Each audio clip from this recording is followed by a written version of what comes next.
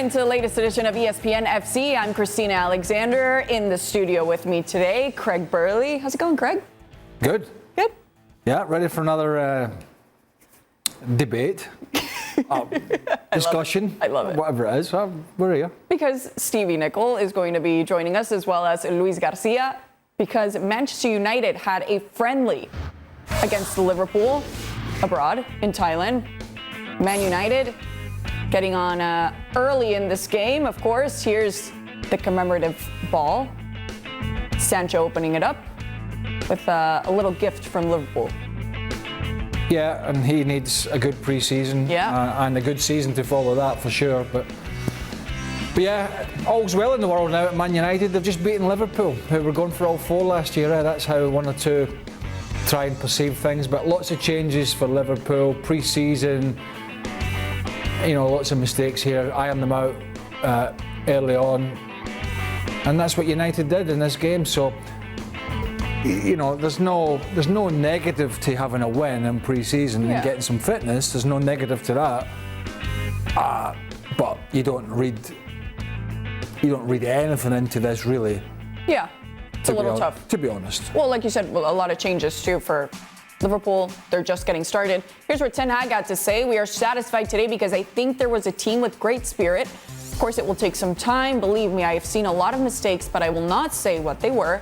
We are not overestimating this result. And we welcome Stevie and Luis to this edition of ESPN FC. Luis, you were there. What did you see from this Manchester United side? Actually, I was surprised because I know that they were going to be sharper than the Liverpool players because they just started like a week ago, so they got those 10 days extra. But they were very well organized. The pressing that Ten Hag has put on this field, you start seeing that there is a connection, that they understand what the manager wants. And even though that, he talks about mistakes, there were no very massive mistakes. It's because Liverpool did a good job in the moment they had the ball in the second part of the game where they start getting tired. We cannot forget that these players, they've been just training for a week or so. So they started with a very strong 11 with Martial up front. There were a lot of movement between Rashford, Sancho, and Fernandes, changing positions. But at the end, you could see that every position was taken by one of them. So I think that Ten Hag loves to have that. We saw him when he was managing an Ajax. A lot of movement, position-wise, they like to keep the ball. Fred did a fantastic job in the middle of the park, trying to be giving that balance on the team. And at the end, it was a 4-0, could have been a 4-3 or a 7-2 because there were so many chances for both sides. But it was United who got the trophy. Yeah, valuable, of course, for even Liverpool, who lost, to try to learn from what these preseason matches are. How valuable is it for Manchester United, Stevie, to have these kind of games? Well, it's huge. I mean, the more games Ten Hag gets to put his players through their paces and try and get them introduced to all the different things that he wants from them, then the better for them. Listen, it's always good to win a game, and it's always good for a United side to beat a Liverpool side. But really, the object of this of all of these pre-season games are two things. One, the most important one for Ten Hag will be that his players show that they understand what he's looking for. The second one for him is fitness. For Liverpool, I would say it's the other way around. For Liverpool, it's a refresher course as far as how they're going to play. So for Klopp, I would think he's more interested in the fitness side of it. So both teams go into it trying to win it, yes. But I think both teams are looking to get different things out of it. And probably both did get different things out of it. Liverpool will be fine. I just mean in general. Liverpool will be the main challengers to Man City, right? They will be challenging on all fronts again, like City, across the board. That's not going to go away. The big story here is always going to be going forward Man United, because what are we going to get? Yes, there should be signings coming in, but they're slow. But I think what United fans in particular and pundits in the media are looking for as the pre-season games roll on and this season gets closer is a tangible difference, even within the current playing squad, in the style. As Luis mentioned, the pressing. What what is Ten Hag, what's his team's going to look like that's going to be different to the previous failures? Because when Solskjaer was in, it was just a mishmash of everything. There was nothing tangible. When Ralph Rangnick was the coach, in many ways with this reputation of being this guy who goes in and builds clubs and turns it around, and he's such a good coach, in many ways they were worse. We saw nothing. We didn't see any pressing, any work rate. We didn't see any particular passing, shape or routine. So I think from United, it's like, what's the stamp of the new manager? So it's not just about new signings. Is it, can he revitalise Martial? Can he get hold of Sancho and say, listen, you're this big money player. We know you better than what we've seen. Can he rejuvenate the career of Marcus Rashford, who'd lost his way? So there's lots of questions from United's side. This is a positive, but going forward, and I think they have a very good coach, by the way, so I think he will get more out of the players that are there than the previous incumbents in this job. But that's still going to be taking a lot of signings to come in there before bridging that gap. But it's a positive start. Yeah, and we know he's good with young players, too, with what we saw in Ajax. Yes. I think in some ways Ten Hag's a little unfortunate. You know, before the Premier League, everybody could go away pre-season and nobody really had that much of an idea what they were doing, and you had time to in the quiet, basically, get your team ready for the start of the season. Ten Hag's unfortunate that it's so high profile now, and Man United are so high profile, not just because of Man United, but because they've been so bad and because they've got a new manager, that every single thing is being scrutinised to the nth degree. And I'm sitting here thinking, it's actually a good job for Ten Hag. It wasn't 4-0 the other way around, because you know what it would be like. All the press and everybody else would be same old United. So in some ways, this is going to be a tough pre-season for Ten Hag. He's actually going to be under more pressure than anybody else at Manchester United, just because of the profile of the place. And because we know any questions regarding anybody's future, of course, even the club's, is going directly to Ten Hag, who said this about Cristiano Ronaldo. He said, he is not for sale. He is in our plans. Is this the smartest route to go on someone like Cristiano Ronaldo, Luis? I think it's a good way to kind of give it a trust to Cristiano Ronaldo. He put his point. We still don't know what is the history behind of his not being involved in preseason. We heard about his agent trying to bring him to a different club. We saw today rumors that Paris Saint-Germain declined the offer of bringing Cristiano Ronaldo. So at the end, it's all about rumors, and we don't know the real history. And for Ten Hag, I'm sure that having him for next year, it would be fantastic. We are talking about a player that if you surround him by players, then we've been talking quite a few of them with Sancho, with players who can be players, who can give crosses like Martial, Fernandes, who can bring that ball, good balls to a centre forward like him. It could be a fantastic year for him. And I'm not talking about that they will win trophies, but at least they will start competing once again with the top 4 or top 5 at the top of the Premier League. So I think the best way to do it is like that. Yeah, he's part of us. He's got a contract, because that is the total truth. That's the thing that we know for sure. And we'll see what happens in the coming weeks. But I'm sure that if he can have Cristiano Ronaldo next year, he's going to be very, very happy. But maybe if they have a really positive pre-season as it rolls on, that will be slightly easier from a manager's perspective to call him and say, listen, sell the club, sell the team, sell what he's thinking and his philosophy and how he fits in. It might make it easier, but then if he's made his mind up that it's all or nothing and I want to go, and all the toys are coming out the pram and the agents are on the phone, and it's going to be difficult to keep that player. To convince him. Because of the dressing room. Well, you can keep him because of the contract, but then it becomes such a difficult scenario within the club, having someone who it's a bit like Lewandowski at Bayern Munich, in some sense slightly different ages but not too far.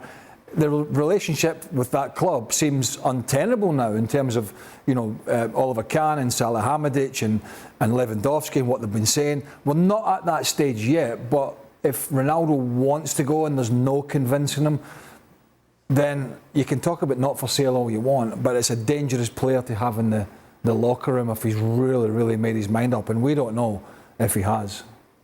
Locker room situation aside, how does he fit?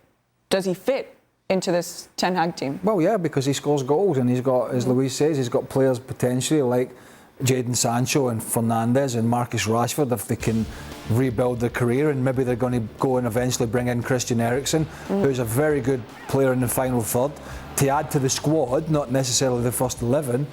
And that means there's other people to do his donkey work, for want of a better expression. And yeah, he's not going to run about for 90 minutes like he did 5 or 10 years ago and press and press and press. But you're not telling me that he's still not an asset to a manager who hasn't really got another striker to score goals as we speak at this moment. Luis, do you agree?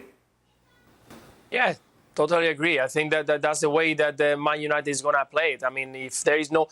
It will be sad to see that Cristiano Ronaldo wants to go and there are no clubs open to, because at the end, his wages are going to be high. You don't know really what you're going to get from him, if he's going to play well in your system. So we heard what happened with Paris Saint-Germain, but there are not many clubs who can afford to have Cristiano Ronaldo, because probably they have to pay also a fee transfer. So it would be very sad to see that this situation goes on and we don't really know if he's going to stay or not for the next couple of weeks. So hopefully he made his mind and he decided of just make the move and try to go somewhere else quick, or stay at Manchester United, give you the chance to then have to be working with him and to try to rebuild this Manchester United. And he being a very part, being as a mentor for the young talents, and also a key player in some moments. And apart from that, to see Cristiano Ronaldo once again as the main star, as one of the biggest talents in the football history.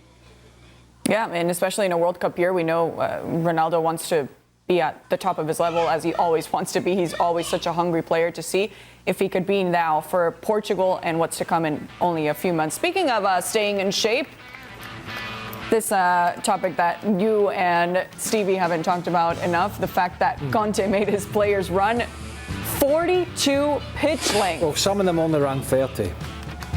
Okay. It depended on the ones your who collapsed. It depended on your Because they schedule. collapsed. No, it depended on those at a heavier schedule at the end of the season. That's all. Oh. That's it. Moving on. No, I'm kidding. Shirkers, they only did 30. But I don't know. It seems like they're still very happy with their manager, with Conte, after this really tough preseason session. At least, Stevie, what message do you get? We see Heung-min Son here with Conte happily doing his celebration. What message is he sending? I'm killing you in practice, but we still get along, right?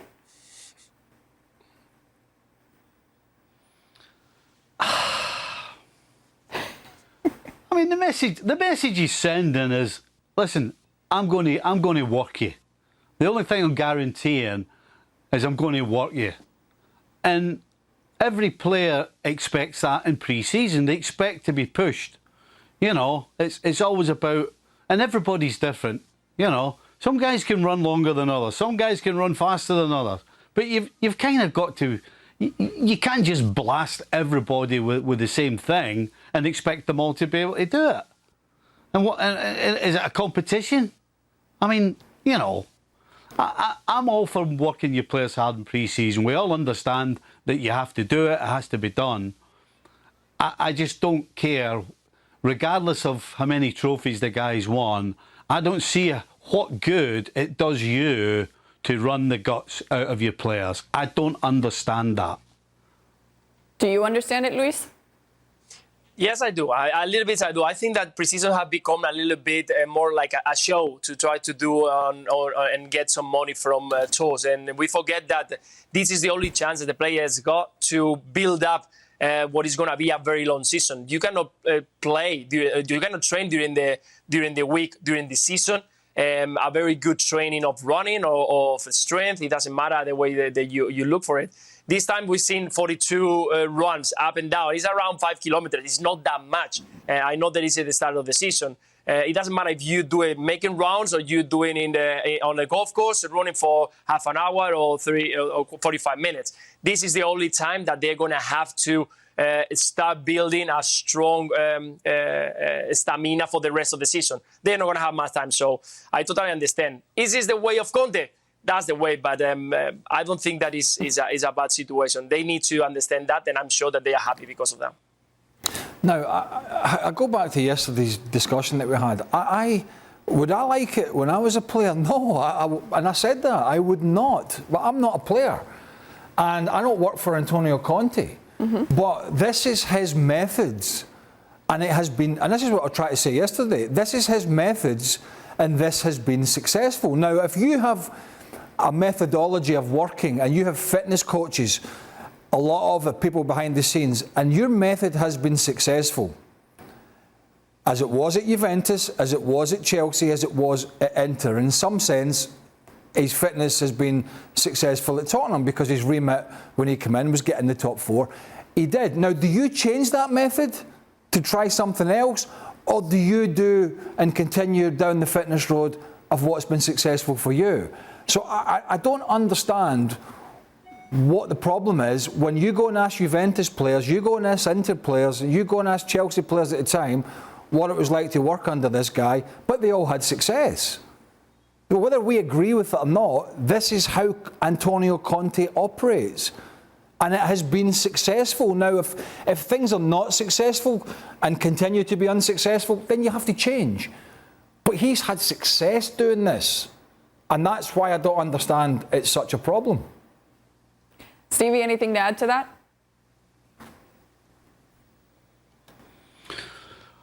I don't believe that you have to go to such an extreme. That's my point. You know, you. But it's not. I mean, how's the recovery? You know, we're talking about recovery, right? Do you want to train every day?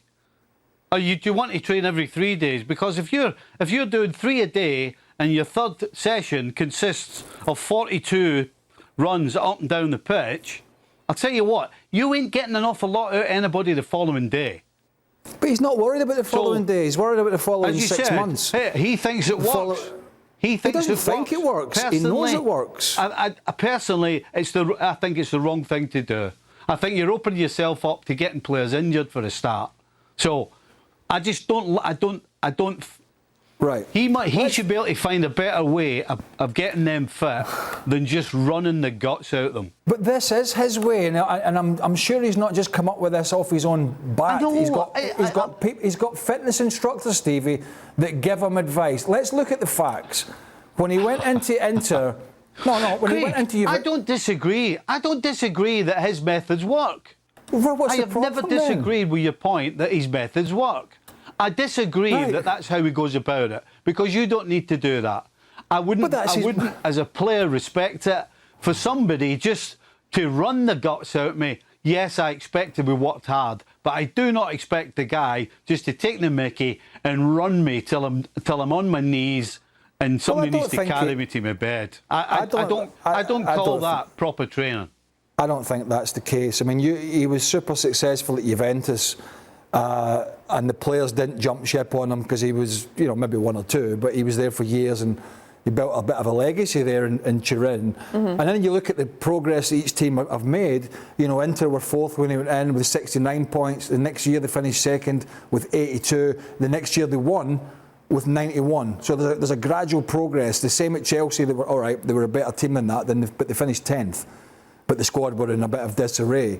There's always a gradual progress, and he's a big guy in fitness. Now, we go back to other things, Stevie, like, the throw-in coach at Liverpool, which sparked a big debate amongst people. And people thought, this is daft. But Jurgen Klopp doesn't think it's daft to have a throw-in coach. Antonio Conte doesn't think it's daft That's to a completely, be extra serious in that's a completely fitness. different thing. Well, no, That's it's not. It's a completely different thing. It's not. It's a manager's It's a completely view. different thing. He's overstepping his boundaries by running the players to they're spewing and they can't stand. Hey, please tell me how that is a good idea. Listen. Please tell me. you're missing the point. It's Craig, his you've done these runs. methodology. Everybody's done the pitch runs. And I'll tell you what, 42 on the third session of the day. Yep. Listen, we have to wrap it up, guys. Well, one second. It's not a different point. This is got, I'll show you. I'll tell you what, there you go. This has got not that I know what I'm doing. This has got, I'm in charge, you're going to do this, and I don't care. Get it done or else you're out. And that's great coaching. And it's been successful. And to a point, it's about a manager's view of how his... Well, I heard you the 10th time you said he's been successful, and I haven't disagreed with you. I don't care if he's been successful. This has got nothing to do with the welfare of the players. This has got, I'm the big man, I'm in charge, I don't care what it is, you do it and that's it. What do you call that? That's not coaching. Well, he is in charge. And he lives and dies by how his players react to him. It's just how different managers do it differently. As I say, we'll go back to the Liverpool thing. It's not running the players. But when somebody tells you there's a throw-in coach, most people go, what? But Jurgen Klopp, one of the most successful coaches, thinks that this team needs it. Yep. Now, whether we agree or not... Throwing coach and him running the guts out of them's got nothing to do with each other. But it's a philosophy. Nothing to do with each other. It's a philosophy to try and make your team better. And Antonio Conte thinks the fitness aspect of his teams make his teams have an extra edge and are better. It's a different way of looking at it. We have to wrap it up, guys. You'll have a chance. You'll have a chance to talk more. This is running the guts out of people just to show who's in charge. That's a great way to run things, isn't it? Yep. That's a great way to run things. I don't care whether it's right or wrong. More on this, I'm going to run the guts out of you. Craig I'm taking a jog. Head over to our YouTube page. Well, it looks like Rafinha is set to join Barcelona soon. With more on that, let's go to Gemma Soler. Gemma, what's the latest? Yes, Cristina, he's just pending on the medical test and minor details, and he will be a Barcelona player, is what he has dreamed for, and he has been pushing so much since last February. It's what his agent, Deco, a former Barcelona player, has been working, and eventually with the famous sleeves, palancas, Barcelona managed to have money to sign this player. Will be bringing quality as a winger, and Xavi is what he wanted for in that side, and he thinks he needs so much more quality in the final third, and Rafinha will be able to bring this to the Camp Nou. Yeah, and it's interesting too with Ousmane Dembele. Looks like he could stick around as well. Gemma, what's the latest with Dembele? Yeah, what they told me in the club is that it's done. They're just waiting for a final signature. It's not a renewal because he is a free agent. So it's a new contract, and he accepted a 40% pay cut. And his agent, Moussa Sissoko, after all the soap opera, he won't be having any kind of money. It's probably one of the most bizarre stories in the transfer market we've lived. But what President Laporta explained us in an off the record a couple of weeks ago is that the player pushed so much and behaved like that because he wanted to go to PSG in replacing Mbappe. When the story changed, he looked for other options, and eventually he realized that under Xavi's orders he had the best football years in his career, and that he is happy now in Barcelona. So that's why he decided to put his future, the football side, before the money, and he manages to have that. So the big question is, are Raphinha and Dembele compatible? Xavi, and who knows the best of Barcelona, he says they are, and he's pushing for that. He needs goals in the final third. They are not going to bring it because they are not killers, but he thinks that with these two players and with Ferran Torres, Ansu Fati or Lewandowski, he will be able to have again a competitive team. Luis, do you agree with what Gemma's telling us about Xavi, that they would be compatible, Dembele and Rafinha?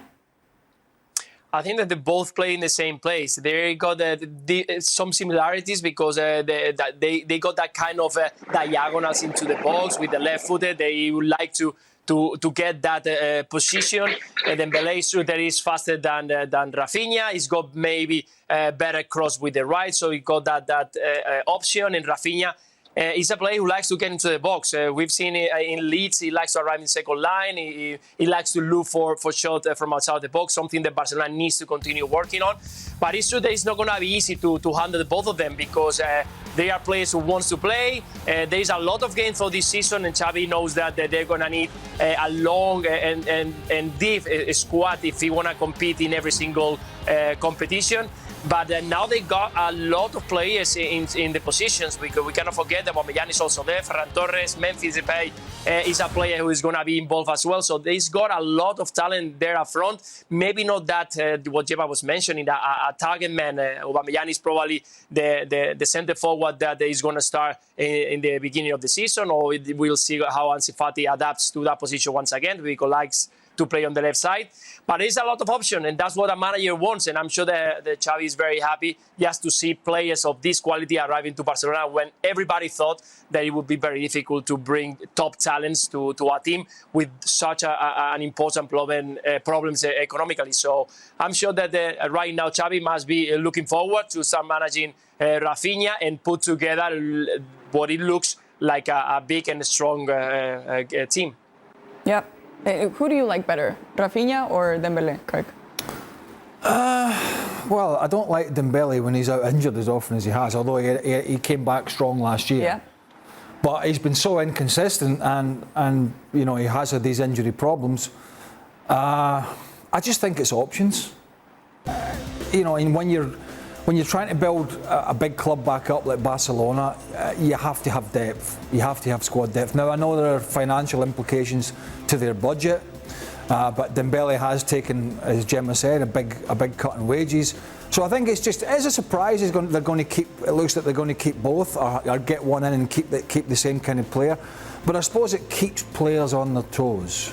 And if it's an Ousmane Dembele who is fit and direct and, you know, clinical in the final third and pacey, then he might get more game time than he thinks. But if it's the inconsistent Ousmane Dembele and he's carrying a few knocks, at least he has Rafinha to cover that position, or vice versa. I'm only intrigued, Gemma, by the fact that now that Rafinha's come in for that kind of money, what does this mean for any potential or not move for Lewandowski? Is there still going to be enough money there to pursue this deal from Bayern Munich? What they told us is yes, for that they need to push the second sleeve, the second palanca, and this is selling the 15% of the TV rights in the next 25 years. Is like buying a house by a long big mortgage, but they prefer to do that and to have a competitive team, and they think that with that they can generate more money. What the numbers we are talking about Lewandowski, John Laporta explained us, it was their agents told them that with 40 millions he will be able to sign him. Bayern is asking for 55. So if they manage to get 600 millions from that TV right, that's what they're expecting. They will have 200 to sign, and this fits with Lewandowski, with Rafinha, and with the renewing of Dembele. So then it will depend also if Frenkie de Jong gets out, then for sure it will be. Otherwise, there will be have a little bit more, some more exits. We just found out about Lenglet, Trincao, Reymana. They will try to sell some other player and to fix it, to balance the books. What's the latest on Frenkie de Jong now that you mentioned him, Gemma?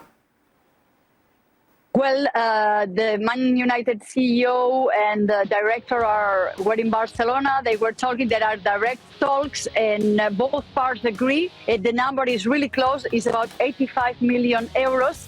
But there is a problem coming ahead, I think, is that Frenkie de Jong doesn't want to go, and he doesn't want to take a pay cut.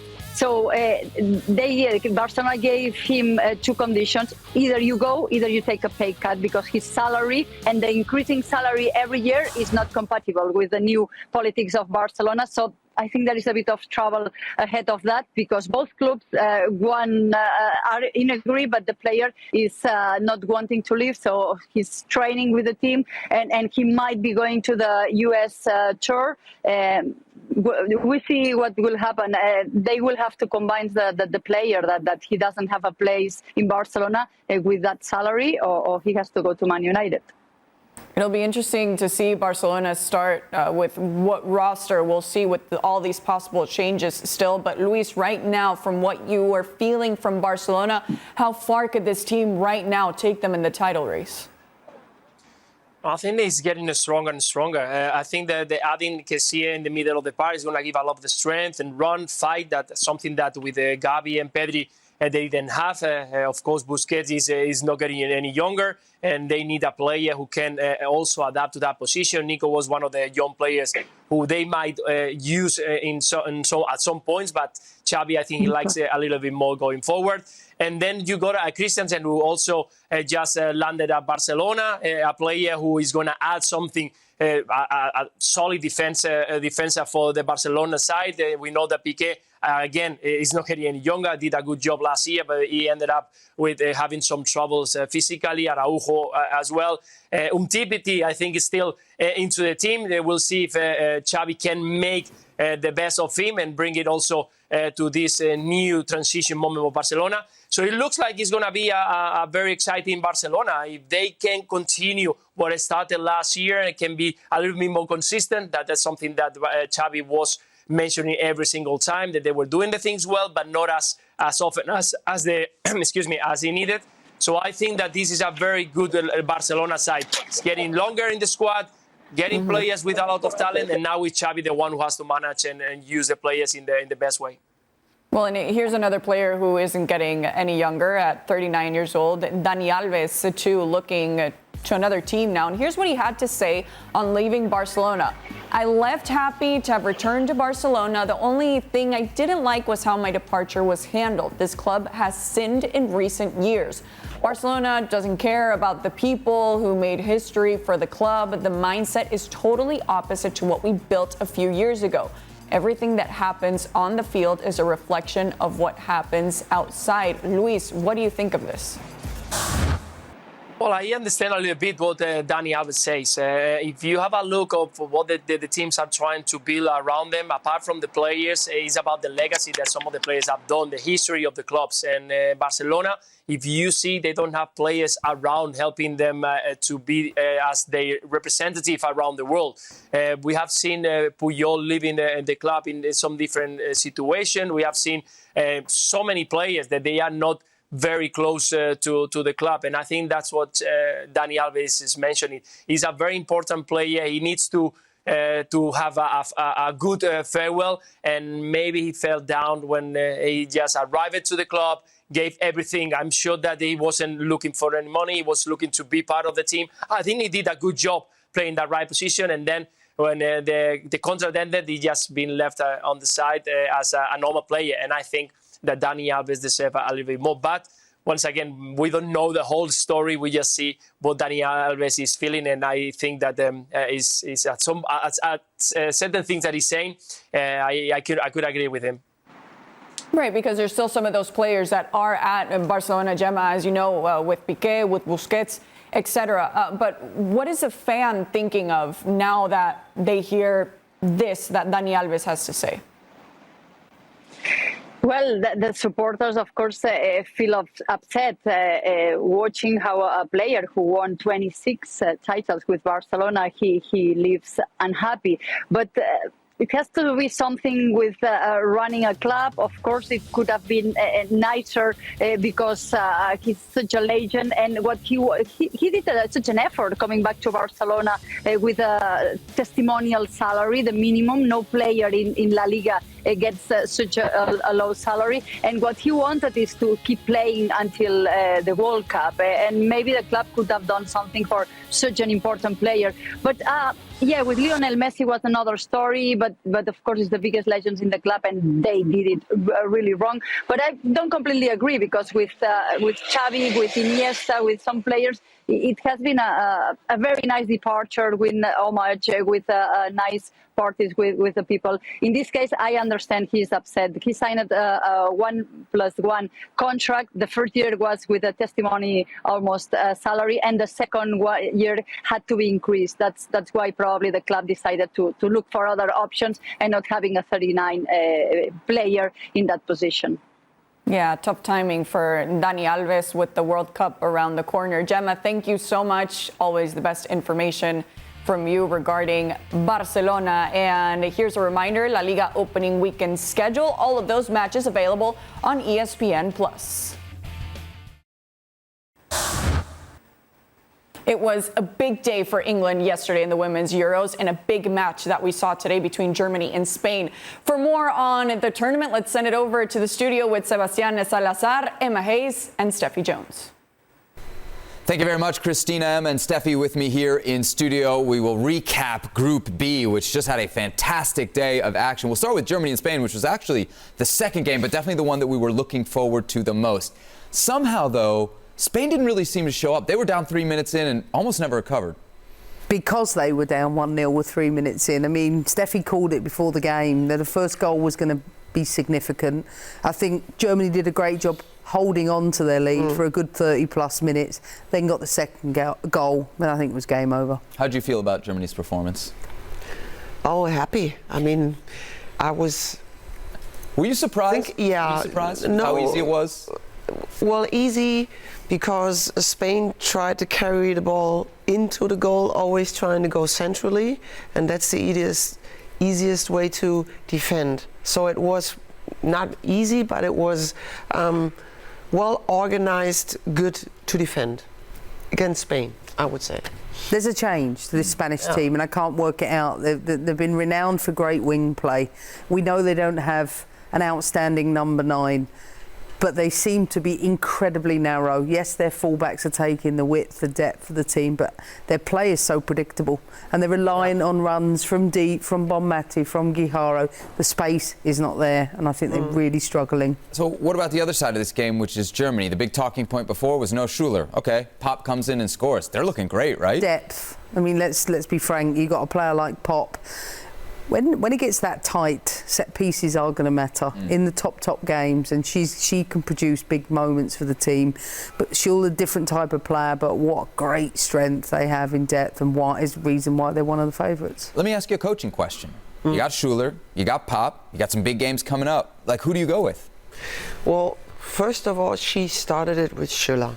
So that means that she would have stayed by Schuler, and Alex Pop knows this is her first tournament that she's playing, but she's coming in if needed, or she starts if needed. But Schuler is going to start if she could. I mean, she's now out. So Alex is just so dynamic. What choices, but dynamic team. I mean, go with Schuler. Really? Yeah, 100%. I think she had a great more than 12 months, and Pop, what a player to have from the bench. So Germany are through to the quarterfinals. Spain and Denmark are the only two teams that can grab that last spot out of Group B, and they're going to face off in the group phase finale. Denmark got the win today against Finland, 1-0. Maybe not the most impressive. When you look at Denmark and you look at Spain, and it's an all-or-nothing game, who are you betting on? Come on, Steffi. All right, Steffi, who are you betting on?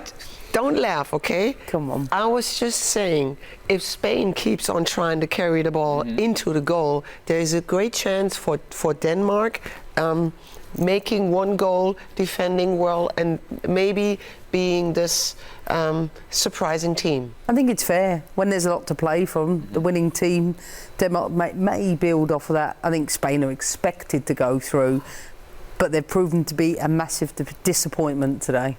What do they have to change? Score a goal, take a shot. I mean, it's not. Is that simple? I mean, it's that simple. Who's that going to come from? A player or the coach? I mean, that's obvious, right? So many players, they get into great positions. They're over touching it. They're overplaying it. They have to sort that part out. Yeah. I know that Spain fans were probably frustrated. You guys should have seen these two in studio. They were very, very frustrated watching Spain. That'll do it for us here in the studio. Christina, back to you.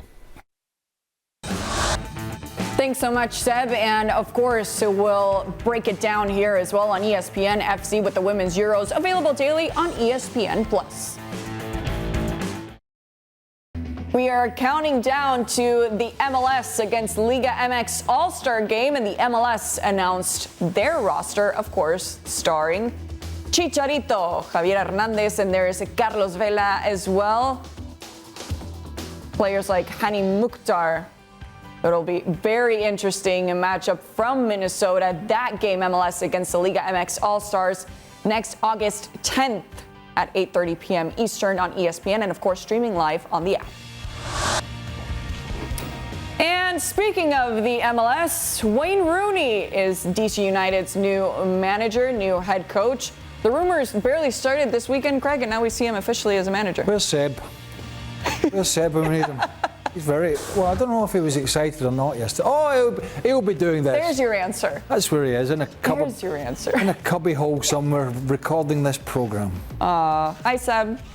More on Football Americas exclusively on ESPN Plus. Interesting to see a Wayne Rooney now with this. He was very excited yesterday, Seb. He came and sat here. He said it was a different perspective. He said, I don't know what he's talking about. Come back anytime, Sebby. Craig, thank you. Bye.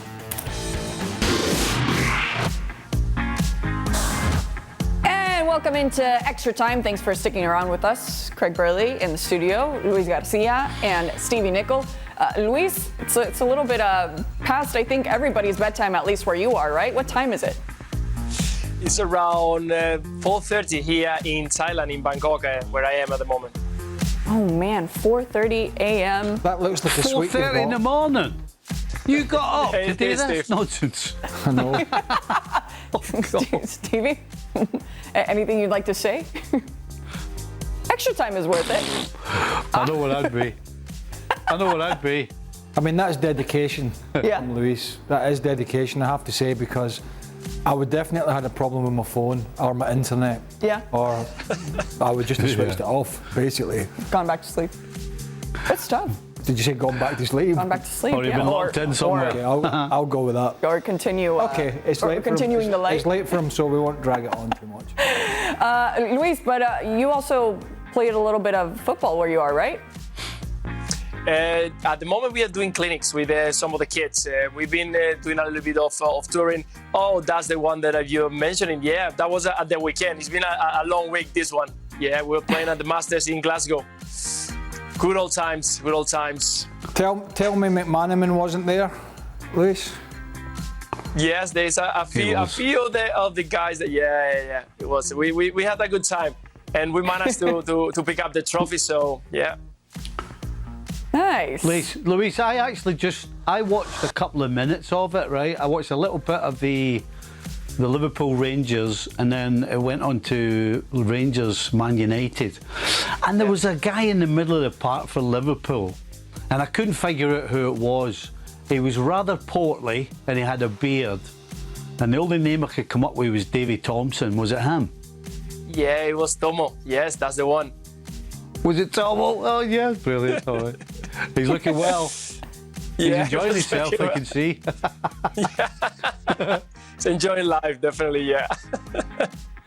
He was like a mini Razor Ruddock in that jersey. Hold on, where did you stumble across this? You're in Connecticut. Where did you stumble across this? Come on, he knows Craig. people. It's on YouTube, of course. Oh, I forgot the man. I was going to say you had connections, Stevie, which I'm sure is also true. No. On YouTube. No, I'm just a YouTuber. Just YouTube. That was funny. Have we got any questions or what? Yeah. Okay. Yeah. First one's for you, actually. Well, go to the second one. Going to the first one. Is Craig sore from running yesterday?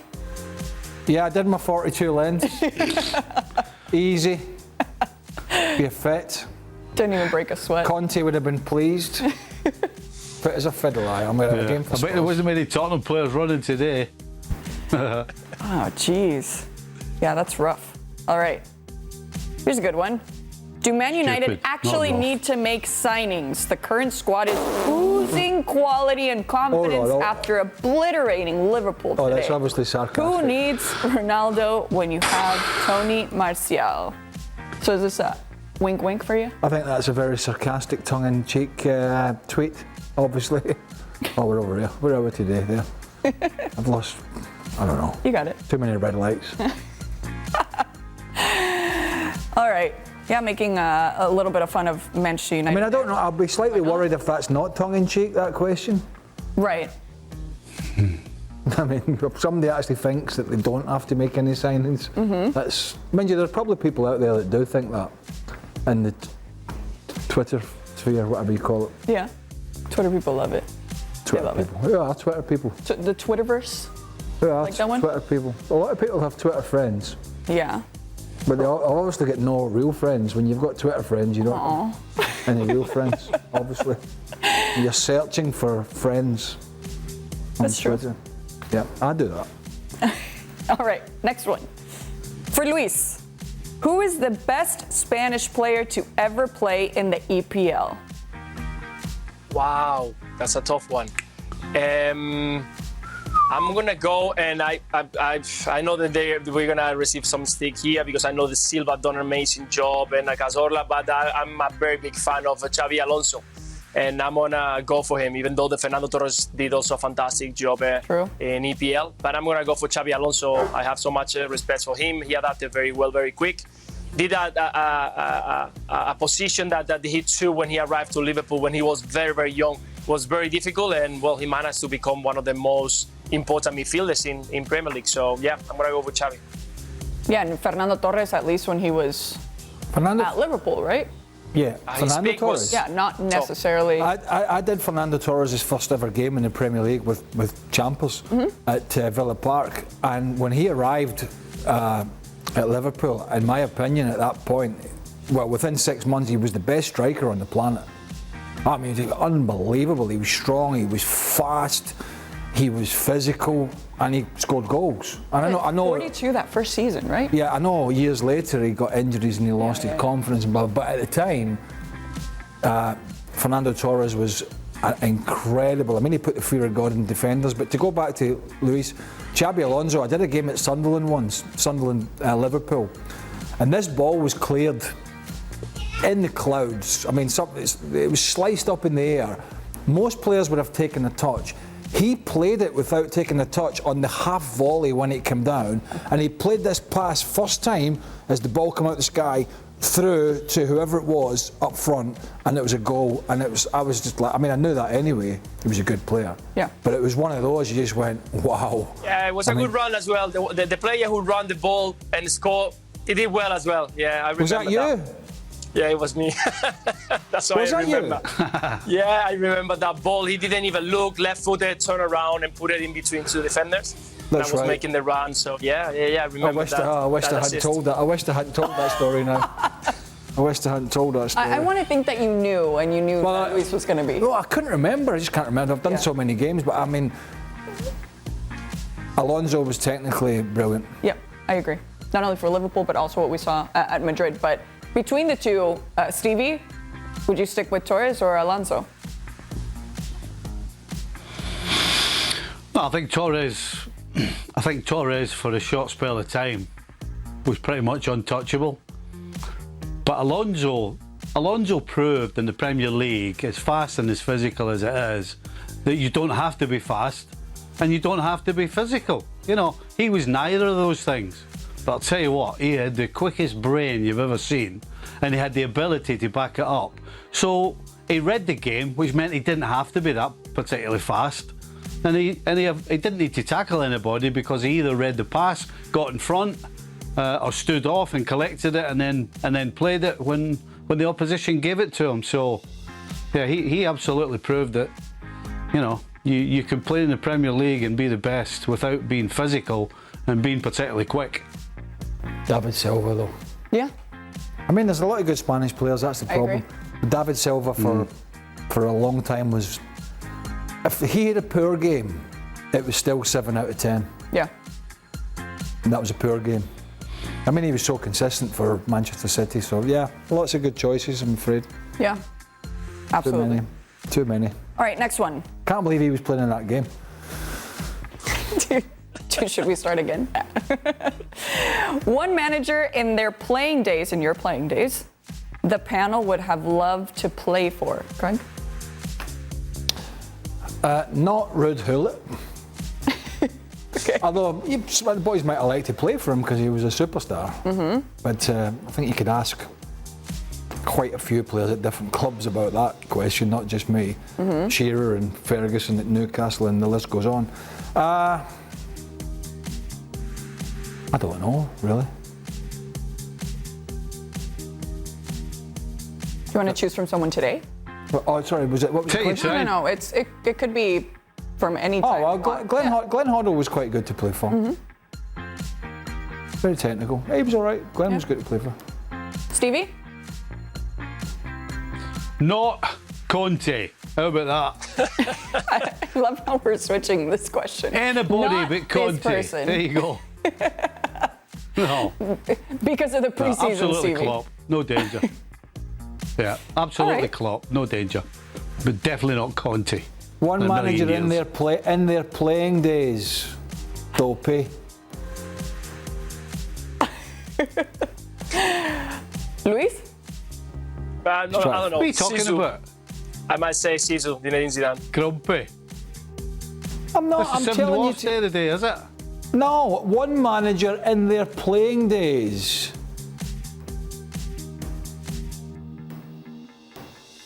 I don't know. Sorry, Klopp didn't play, did he? All right. Are you telling me Klopp didn't play? In your playing days. No, never mind. Who's doping her? Are you telling me Klopp didn't play? What's Klopp playing? What's Klopp playing got to do with anything? Well, that was the question. It's not Manager in the question. playing days you want to play with. Here's Klopp. Yeah, in your playing days, Stevie. I interpreted it correctly then. Oh, can somebody email me the question? So I'm going to rephrase it, okay? One manager in your playing days that you would have loved to play for. But you answered correctly. You're good. Well, exactly. I know I did. So why? That's why I said to Grumpy Pants, Klopp. Listen, just because you never understood the Conte thing yesterday, it's not don't bring it out on me. All right. This Conte thing is going to go on for a while. Luis, what about you? I'll never understand making players run 42 lengths of the field. I don't care what he's won. Doesn't make it right. Let's run. I feel so. Let's run. Hey, Luis, did you ever have to run 42 lengths of the field? There we go. No, never. Luis, did you? No, Right. never. I had In your the worst opinion, preseason. is that stupid? Yeah. It must be some reason behind it, but I don't get it. On these days that you have so much data, I don't think the 42 runs will make a big difference. But probably they are trying to make something different for the future, and we'll see the results in a few months. But definitely in my head, I just don't see it at the moment. All right, moving on. For Steve, will Rooney to DC United be a success or a disaster?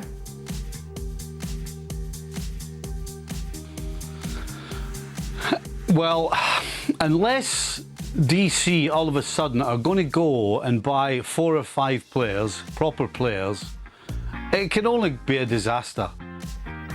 You know, it's one thing to be a great coach, but if you don't have players that understand the game or are capable of playing at a level consistently enough to win games, then you've no chance.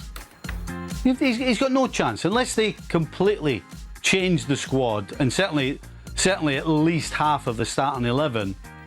Wayne's going to be banging his head against the wall all the time. So, hey, regardless of how good a coach he is, if they don't go and spend money on at least 5 players, then, yeah, what's he supposed to do? Yeah, and it's tough also with the season already underway. Luis, I'm going to start with you with this one. For all, if you could go on preseason tour in one city across the globe, where and why? Well, actually, I'm in Thailand at the moment, and we are moving tomorrow or in a few hours to Singapore, and I will go to Singapore. And because I think it's a fantastic city, something that you can enjoy, and I'm sure that the players also will enjoy. It's a place where you can train. They're gonna feel loved by their supporters. There's a massive base fan here in Asia for the Premier League teams. So I will come straight away here for them. And of course, it's going to be a short time, but definitely worth it. That's nice. Singapore. Yeah. Any other city come in mind? Yeah, Hartford. There you go. Hartford, Connecticut. It's a quick drive, that's why. Yeah. New York. Close enough. Australia, Sydney. Ooh. That'd be nice. Just because I've not been. There you go. Long way. Yeah. But yeah, something like that. Stevie? Dublin. Magic. Fans Nice. are there. Everybody in Dublin's just brilliant. You got your pubs, you got your clubs. I mean, anything you want, fantastic. And you're always looked after well in Dublin. Great response. Craig, this one's for you. Who's your pick for the Open this weekend, and have you ever played St. Andrews? I haven't, no. I've played a couple of the other ones, but I've not played St Andrews. I have no idea. It's good to see Tiger Woods playing. I don't know. John Ram? I'll throw that out there. But it looks as if it's going to be fast and furious for those that have watched any of the coverage. I was listening to it was Tiger Woods today. I was listening to his press conference. He said some of the fairways, if not all of them, are quicker than the greens.